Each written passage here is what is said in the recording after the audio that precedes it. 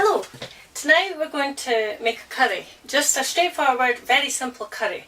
Now I took a notion for this tonight and I came through to make it and realised I probably don't have half the ingredients I would actually like. But I do have things I can substitute it for. So we're going to crack at anyway and give it a bash. Straight away, good couple of tablespoons of oil to heat. Now I'm using Scottish rapeseed tonight. That probably sounds a wee bit extravagant. Ordinary vegetable oil should do, but I'm using rapeseed just because of the fact that I don't have a couple of the ingredients, so I'm wanting the strength of nuttiness in it tonight. So rapeseed oil on to heat. Now to that, straight away we're going to just add maybe half a dozen just cloves, okay? Cardamom pods. Now I would normally like more cardamom pods than I've got here, but I'm going to have to keep a couple back for my rice. But anyway, a couple of cardamom pods in there and cumin seed. So if we just, a good teaspoon of cumin seed. Now in fact we'll put a wee drop more in. You're just wanting that to start flavouring the oil, so we'll just ignore that for a minute or two and prepare our onion. So we're just wanting, well I like just rough chunks for my Indian food.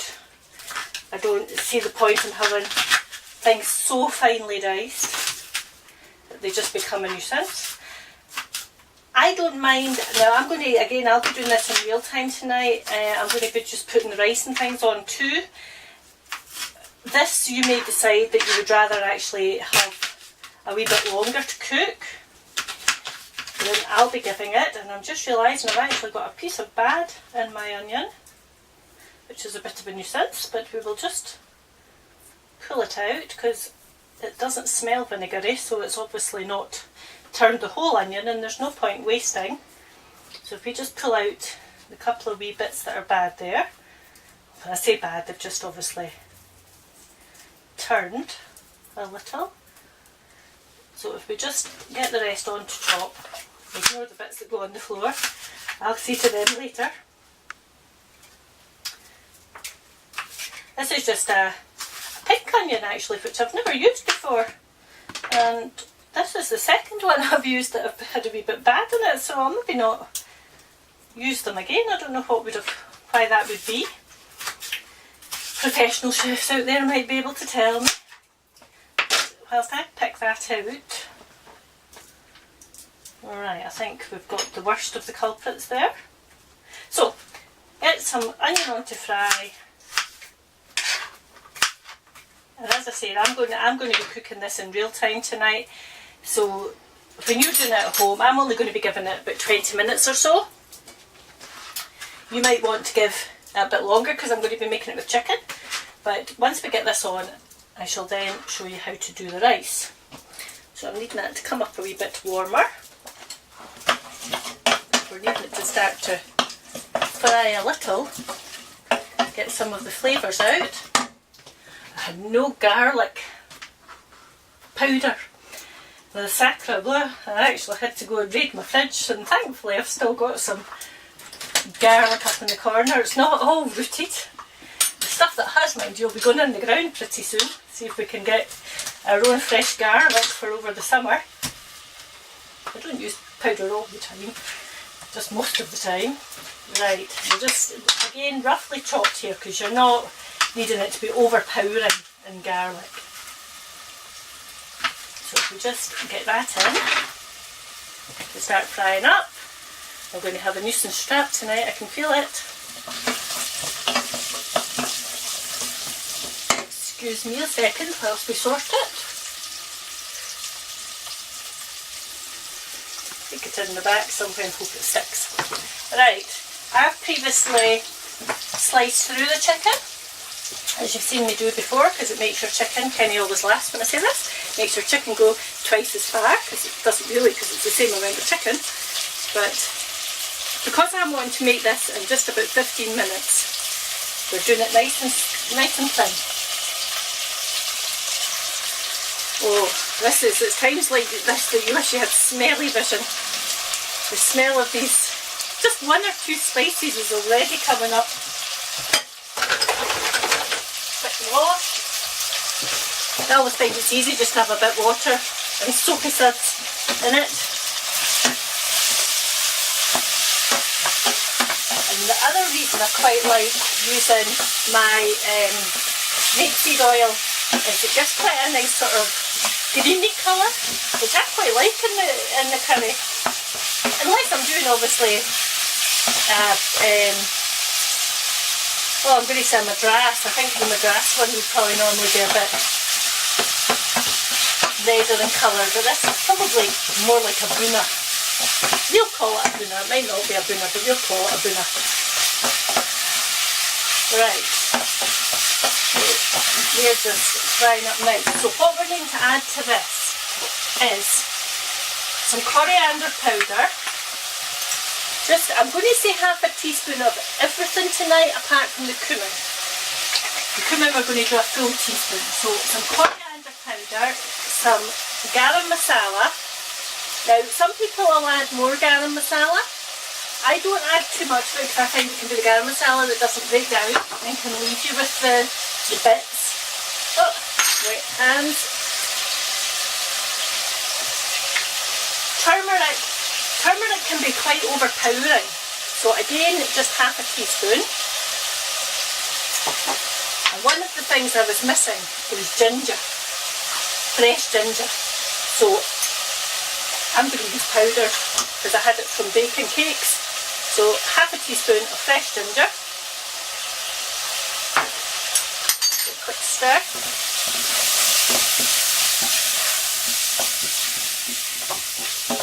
Oh, what a lovely smell. Lovely colour. That is just, you can see you're about to have an Indian tonight. Just a lovely, lovely colour. Now at this point it's up to you what you want to add. I just have some mushrooms left over, so they're already sliced, and we'll just put them in for some added thickening, like flavour. Now, cumin powder. You can see I use it a lot. A nice big pot. A good teaspoon of cumin powder over the top of everything. Right, we'll just make that a teaspoon and a half. It gives it kind of an earthy note. The people out here will be completely contradicting me and saying that I don't think that's right, but that's what I think anyway. So we'll just let that fry up for a second or two. A teaspoon of salt. Now this depends on what you're using. If you're using meat, I don't think you need as much salt. If you're making a vegetable curry, I think you actually need quite a lot of salt. So I'll leave that to you to decide. As obviously, you'll know if you need if you've got family members that are needing to look after like heart conditions and what have you. So one of the things I didn't have was a tin of tomatoes. So we're just going to very roughly chop up a dozen or so cherry tomatoes. I might add some more yet, but if we can get these in just to start off with.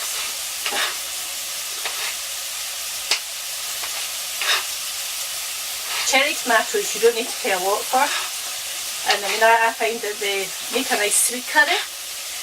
I think these ones are probably about 60 pence. Mr. Cameraman, have you nod? Is that about right? No, he's telling me it's not right. Much are they? 69. 69 pence, there you go. Well, that's typical of our house, you've got to be spot on. So 69 pence for whatever it is, 350 grams, which is actually probably just as cheap as actually buying tin tomatoes. And in case you don't know, I try and eat fresh tomatoes, or cooked tomatoes anyway, at least twice a week, sometimes 3 times a week. Tomatoes are very good for men's prostates. So if you've got prostate cancer in your family, it's quite a good idea to maybe get thinking about, using tin tomatoes, or even like just ordinary tomatoes, but the goodness comes out once they're cooked. The goodness for your prostate comes out once it's cooked. Now at this stage I'm just going to cover that with water. let it come up to the boil, and then we're just going to cover it and let it do what it does. Oh, I tell you what I've not added actually. I haven't put in any chilli. Now it's up to you. I'm going to use half a teaspoon. I don't mind it hot. But it's not flakes, it's not powder, it's just flakes. So it should be okay. And a bay leaf. Now I'm afraid, Kenneth, I'm going to be a pest because I'm going to have to come into the fridge. I've forgotten to look out my butter. Sorry. Okay, so that's come up to the boil and we're just going to leave that. Now this probably should get half an hour. Up to you, you want to add some more tomatoes to it, that's, you know, on you go. I think I'm going to leave it at that kind of colour tonight. What I may have to do though is add some corn flour to it later to thicken it. But that I'll decide in 20 minutes or so. So if we just turn that down and let it do what it's going to do. And then onto the back ring, we're going to put probably about 25 grams of butter, so about an ounce. And if we let that melt down, just with a spoon. Spoons everywhere, I must have looked them out and then I've left them lying about, not like me. Now I'm using basmati rice because I'm making pilau rice and I think pilau works really well with basmati. And you don't need to spend a fortune on basmati rice. I think for a kilo, again, Lidl, if you're watching, a wee sponsor would be quite nice. $1.39 I think per kilo, so it doesn't need to be expensive. But if I use 2 of these for 2 of us, quite like rice, so there's quite a lot of rice going into it. A teaspoon of salt. And then, oh gosh, Helen, put the right thing on. Right, to this, we're going to just give a quick stir round. You're wanting to melt the butter in. And I'm doing it quite quickly, just so that you're not having to listen to me dithering about. I've got to leave out my measure. What you're needing to do for this one is not quite twice as much, but 1.5 times as much liquid to rice. So I've used 2 of those, so I'm going to use 3 boiling water. Now for pilau rice, you're needing aniseed flavour. Now the last time I made this, I didn't have anything. It should be fennel seeds. I didn't have fennel seeds. What I did have though was ouzo, you know, like pernel. I just used a tot of ouzo, so that was fine. But since then I've been in and bought some star anise. So I'm going to put in 2 star anise, a teaspoon of turmeric,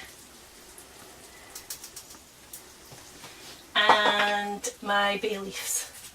A couple of bay leaves again, and cloves.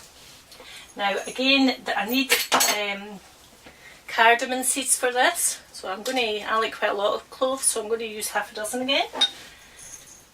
You should be using 2 or 3 cardamom pods in this. I've only got 2. So what I'm going to do is put my 2 in, and I'm going to use just a squeeze of lemon juice. So that's what I'm saying. If you don't be stuck, because cardamom seed is just lemony, so a squeeze of lemon juice will do. Now to that we are going to add carefully 3 cups of boiling water.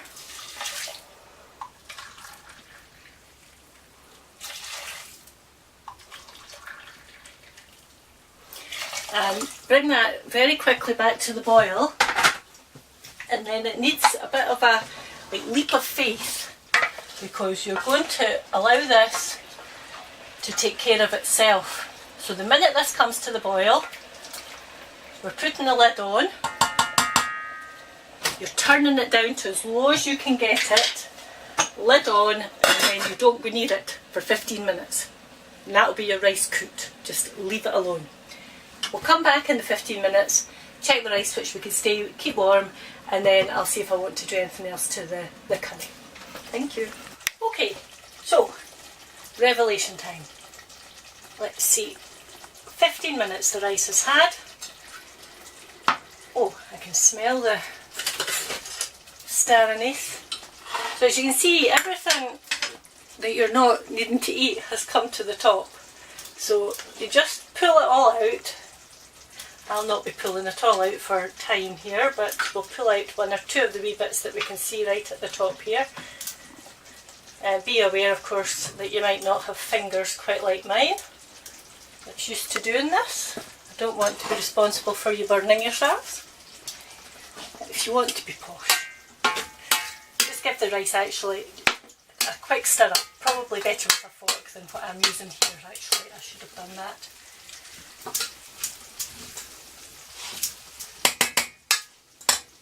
Well, the heat's still on, I can hear it. Pull it to the side. So if you want to be a little bit posher, into a wee dish. You'll know the man in your life better than me, so I'm going to cater for the man in my life right enough. Right in the middle of the plate. And have we got another spoon here?